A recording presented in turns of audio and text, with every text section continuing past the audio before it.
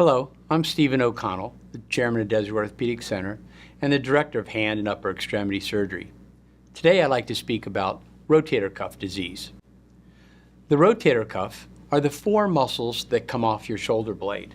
Here's a model of the shoulder blade, and the muscles would be one off the front, one off the top, and two off the back. The most frequent cause of rotator cuff pain is a tendinitis or inflammation, a bursitis.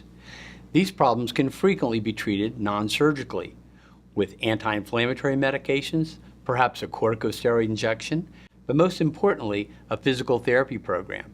The purpose of the physical therapy program is to strengthen the rotator cuff muscles to provide stability and function to a pain-free shoulder. Occasionally, non-surgical management is not successful because the patient actually may have a rotator cuff tear where the tendon is actually pulled off of the bone. If the patient fails non-surgical management, then a rotator cuff repair may be indicated. The arthroscopic surgery is done through a small cannula, a little tube that we place through the skin and into the joint. Through that cannula, we can use instrumentation to work through the tube and work on the rotator cuff. After initial debridement or cleaning of the tissue and mobilizing the torn rotator cuff, we drill or punch a hole into the bone where the normal insertion would be.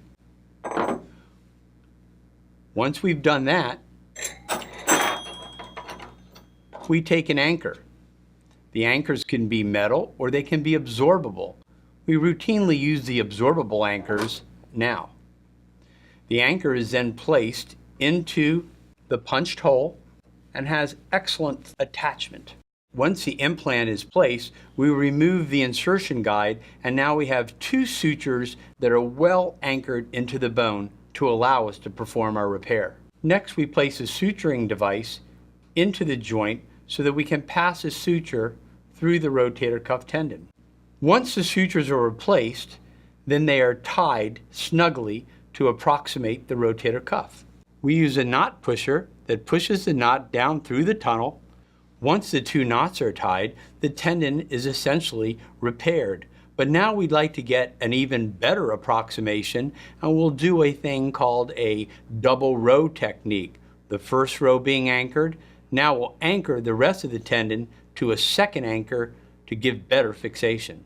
Following the rotator cuff repair, the patient is immobilized in a sling for 6 to 8 weeks, but begins a therapy program that's first aimed at regaining motion, then regaining strength, and ultimately regaining a pain-free shoulder with normal function.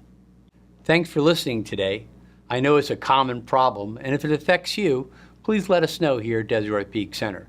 We can help you with rotator cuff problems or any other orthopedic problem with our team of specialists in all areas of orthopedic surgery.